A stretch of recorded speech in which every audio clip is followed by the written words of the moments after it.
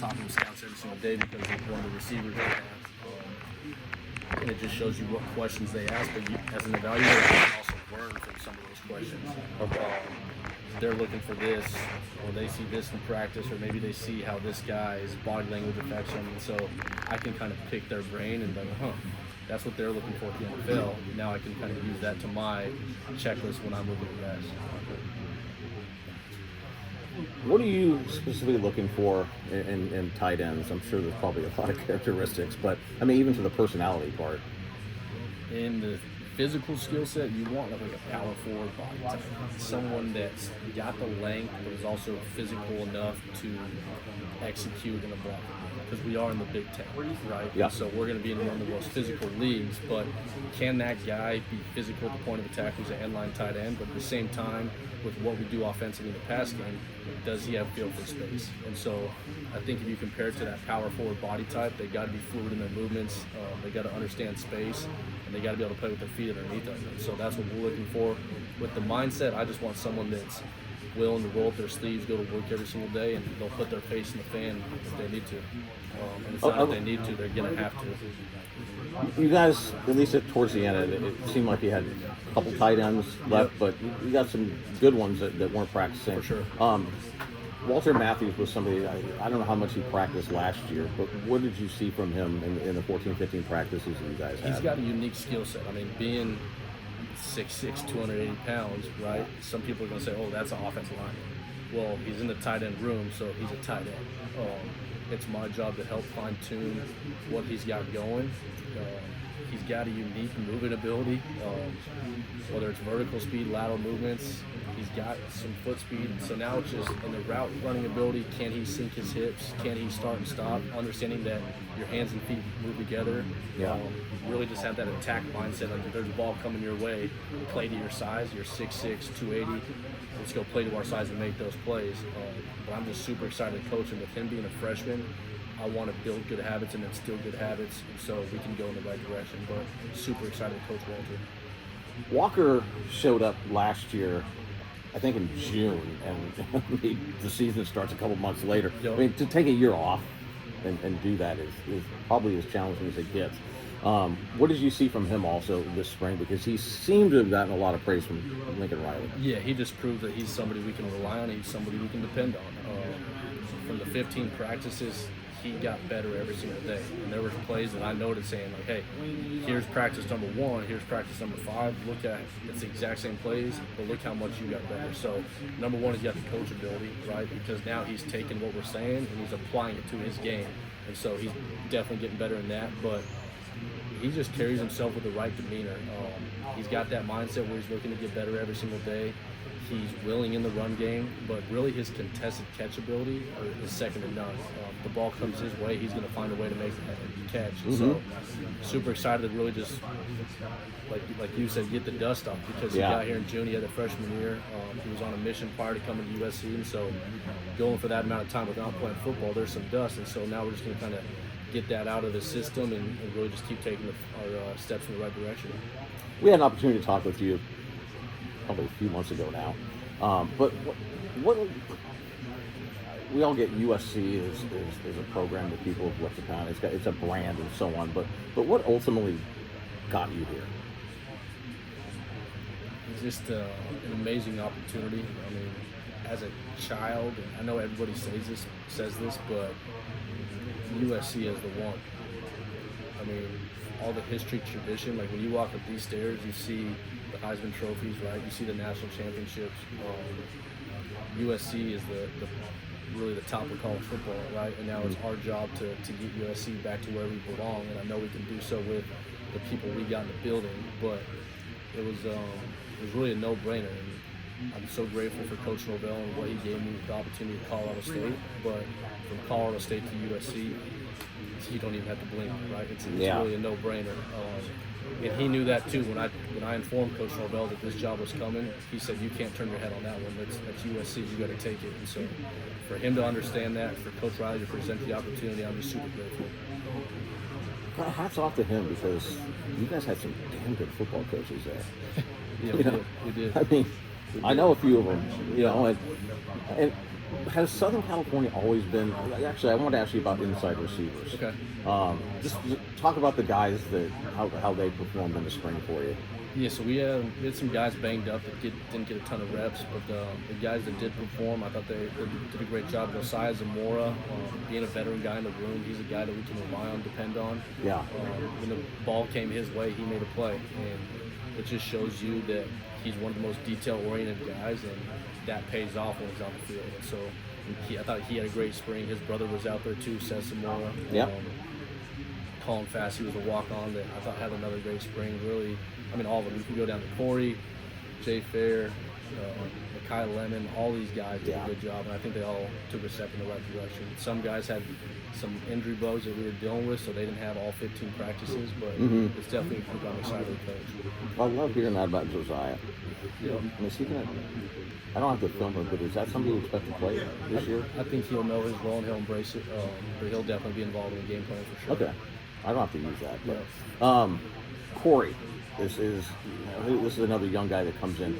And one thing he has is the physicality probably to play right away. Corey Sims. Sims, Okay. yeah. Where does he have to maybe work on to get him to... He's an outside receiver, so that'll be a question. Okay, so you don't have him. Yeah. Okay. Yeah, I'm not even sure like who is in each other's rooms. We see him working out and drills and all that. Yeah, so Coach Riley has me in charge of all wide receiver individual. So I'm in charge of inside and outside receiver development. I got it now. So you'll see us working together on the sideline as inside and outside units together. Okay. But in terms of like meeting rooms or structure, the guys that I have are Kai Lemon, Jay Fair, Josiah Zamora, Seth Zamora, Colin Fassey, and Corey Harris. Okay. Yeah. Got it. When you're out recruiting, what are the characteristics that you're looking for in your guys? For inside receivers, yeah. Playmaking ability. Do you have the playmaking ability to catch that ball and make a guy miss and take it to the end zone? Because I can turn on anybody in America who are going to catch the ball and get 20 yards, right? So can you make defenders miss? Can you get behind the defense? Short space quickness, lateral movements, one cut ability, all that stuff factors in. I love multi-sport athletes. It's rare nowadays, unfortunately, but whether they're a track kid, basketball, baseball, I love multi-sport athletes because I believe the athlete, when it's 3rd and 5, the athlete shows up, right?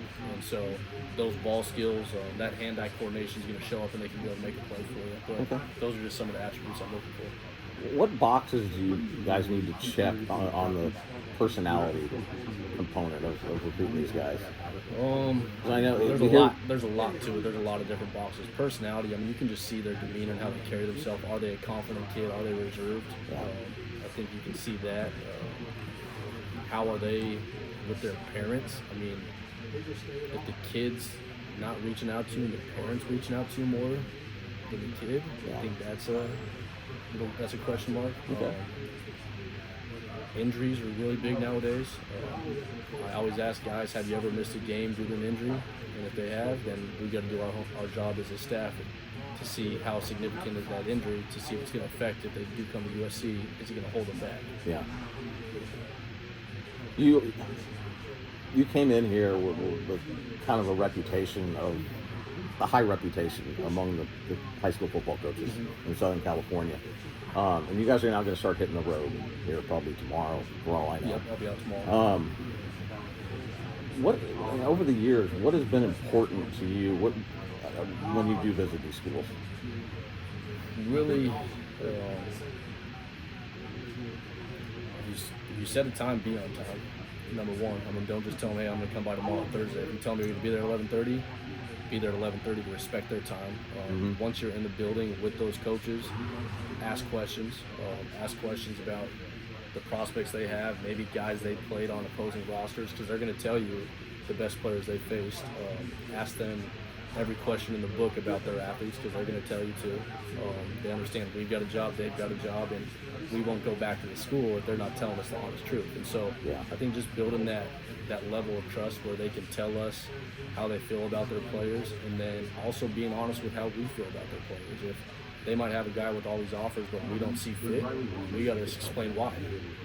They might have questions about a lot of different stuff, and so you got to give your honest opinion. But I think just giving them the time of day and spending quality time with them, and then being good with your cell phone. I think a lot of guys want to turn this phone off all the time. Yeah. If a coach calls me or texts me, I'm going to call him, and I'm going to text back within that next hour. And I think if you can just build that relationship, they're going to want to send players to you.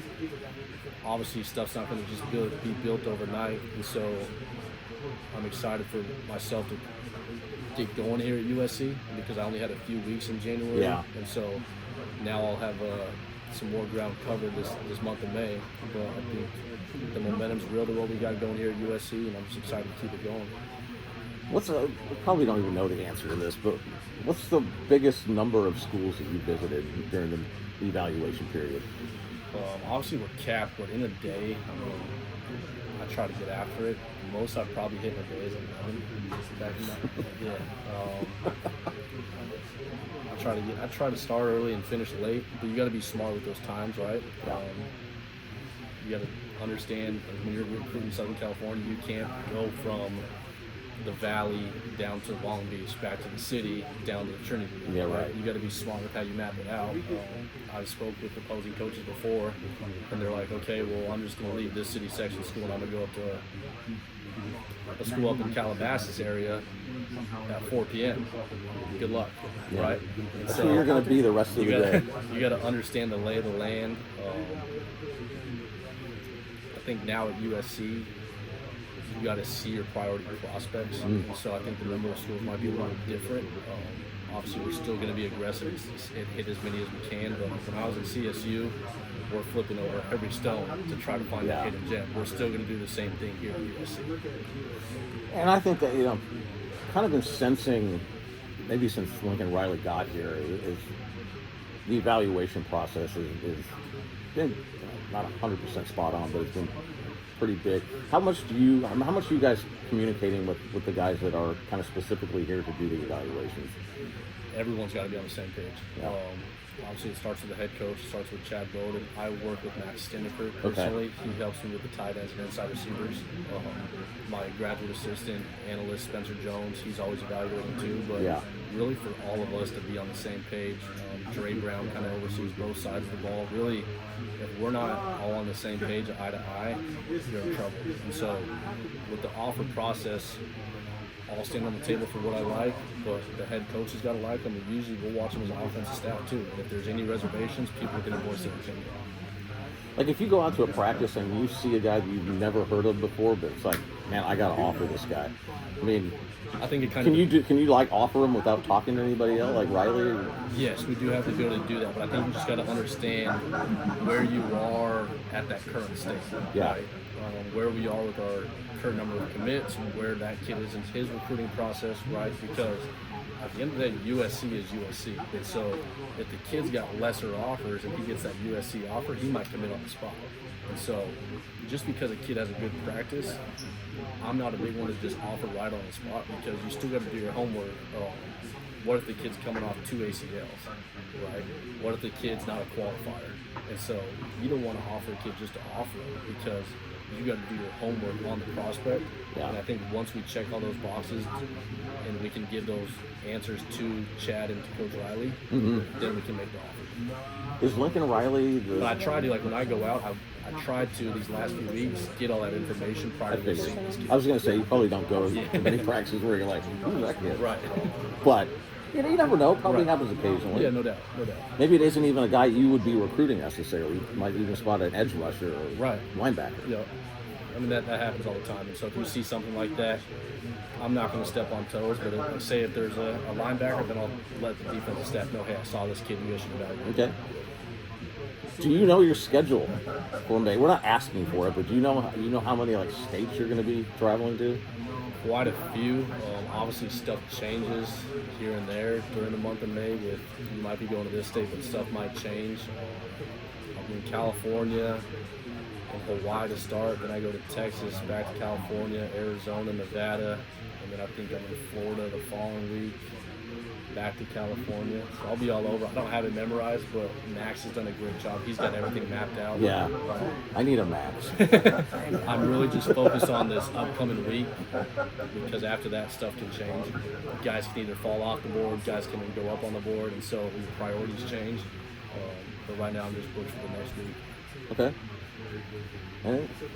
Yeah, it's coming in. And, All right, how's well- it going? I'm Ryan. How's it going? Appreciate that. Nice to meet you. I'm Scott, by the way. No, I appreciate it. Yeah, no, yeah, thank you. And Ryan, good to see Yep. you. Thanks so much. Well, I'll go for a couple more Okay. since we're here. You hear a lot about chemistry, culture, and that, and we hear that all the time. But I don't know. This just seems like it feels like there's something different about right now. How would you describe the culture? Well, it's here? hard to describe it just because I wasn't here the last 3 to 5 years, right? Even 10 years. I don't know what it was like here. in the Yeah. city. But all I know is that these last few months there is a good energy, and people that have been here back in the day, and then compared to what they're saying now, they're saying there's a good energy and it's definitely going in the right direction. But again, I think we're really just getting started. But like Coach Riley says, we're coming for it all. So these people got to be ready for it. Do you have a sense of how many guys you would like to bring in this recruiting class, if you're willing to share something? That Yeah, I mean, recruiting is very fluid nowadays. Yeah. You might have a number of 2 or 3, right? But it kind of just depends what your current roster does too. How many seniors you might have departing, or maybe you have a guy that might be going to the NFL draft next year, and so those numbers are constantly changing. Tight end, we're going to look at taking 2, and then inside receivers we'll look at taking 2, possibly 3. okay? Yeah. All right. How was it? Just curious, how was it for you watching Corey Horton draft the other night? It was special. I didn't get to see it, so I FaceTimed him Thursday, the day the draft started. Just FaceTime and just said, just cherish the moment.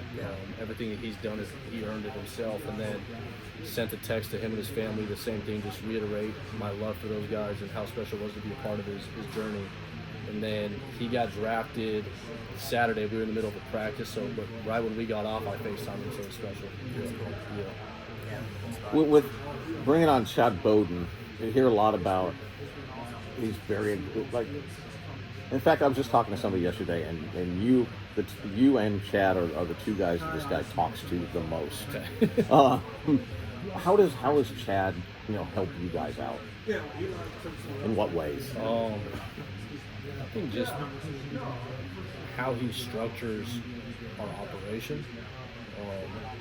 There is structure, and so you have a plan to follow. Yeah. I think when there isn't structure, sometimes people go rogue, but he understands this is how we're going to evaluate, this is how we're going to rank, this is how we're going to bring kids up, this is how we're going to meet, and so the vision is understood amongst everybody in the room. And I think when that happens, it's easy to pull the rope in the same direction.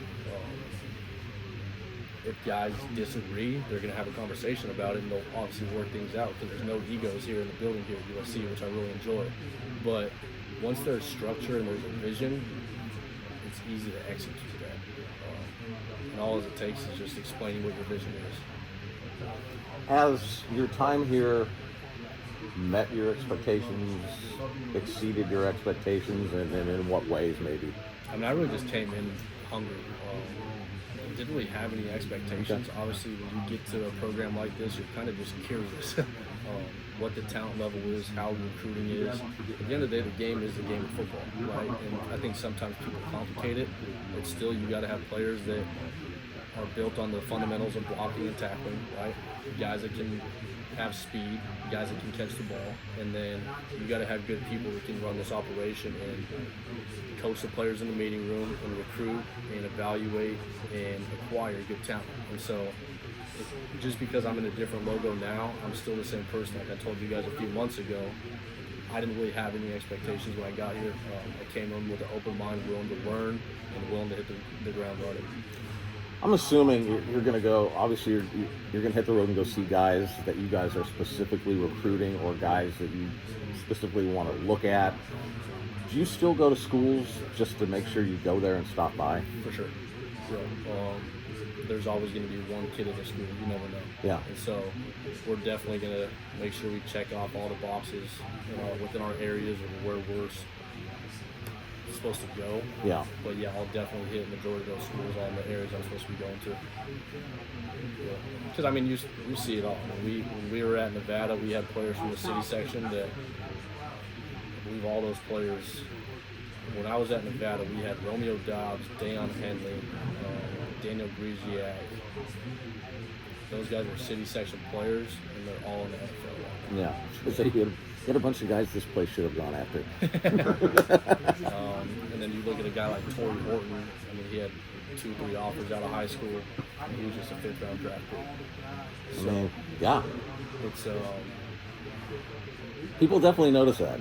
yeah. I mean, it's real. And USC's had players like that in the past, where you've had a guy that's got 1, 2, 15 offers. At the end of the day, they can only sign with one school. Yeah. Right?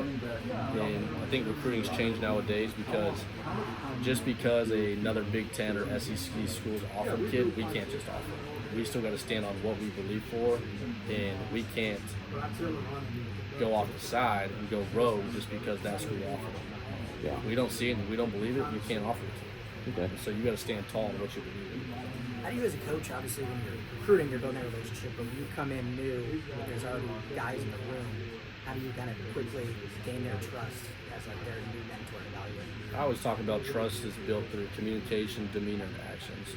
I'm going to do a great job communicating on how we operate the meeting room, how I lead the meeting room in terms of how we install things, getting them to know to a personal level outside of the meeting room, demeanor and actions, how I carry myself in the building, how I carry myself on the practice field, and then just how I act on a day-to-day basis. If they can see that, I think that level of trust is going to be built. It doesn't happen overnight. Obviously, these players are probably still trying to trust me, but I think with all my players right now, if they were to look up, I think we're in a really good spot. How you like, obviously you lived out here like recruiting, but how you like actually living in LA? I love it. You get used to it? It's different this time of year because usually I'd be getting on a plane and going to get a rental car, but now I can just drive to the schools and be there within 15, 30 minutes and be home with you every night. Any restaurants or anything you found? Or? I mean, we hear quite a bit, to be honest, with some of the recruiting stuff, right? But yeah, I love the state of California. This city is special. I have family down in Orange County, so I was able to go to Easter with them last 2 Sundays ago, whenever it was. So it was always nice to see a family for a holiday, because in the past I wouldn't have been able to do that. I grew up in Colorado, so I have tons of buddies that went to CSU. So Okay. As soon as you got hired, you're like, oh man, you guys got Coach Savage. I appreciate it. I still follow those guys because nothing but respect and love for all those coaches, especially Jay. I mean, he was great. Yeah. 'Cause I was with him for a total of 6 years. Yeah. It's a good program. For sure. He's got him going in the right direction. I know he'll have a good year this year. And you coming here, new Finley. That's right, my guy. So I'm like, it's all good. Exactly. He's a receiver guy at the end of the day, and so that opportunity opened up for him, and coach made the right move and moved him from tight ends to receivers. I don't know how you want to answer questions about the defense, but were there guys in the secondary that really impressed you? There were. I think we'll have to revisit this question after fall camp. Yeah. But there were guys that definitely gave us headaches and guys that were flying around. Some of the jersey numbers and names, I was still learning as spring ball was going, because the first time I really got to be around the players, and we did those in-dock workouts at the end of their winter training, where we got to see the players and be around them. Yeah. Besides that, I was still trying to, hey, I'm Coach Savage, and just introducing myself. And then when we're out there, obviously the jersey numbers having a helmet on, but there's a lot of guys that stood out, and nothing but respect for Coach Reed and Coach Belk and what they're doing with their defense in the secondary. Yeah. I know you mentioned Makai being in the inside room. Has he kind of stood out to you? Obviously, a guy that kind of broke out last year, and a lot of expectation for him this year. How's he going through spring? He's definitely got what it takes.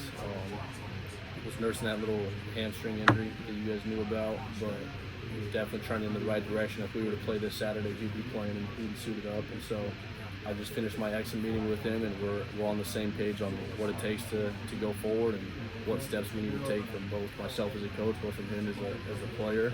And so we're seeing eye to eye now. It's just time to take the right strides forward these next few months in summer, whether it's in the weight room with diet, and then just with our player development program, and then coming out there ready to go in fall camp so we can win some games in the fall. I love the way it plays. Yeah, he's got what it takes.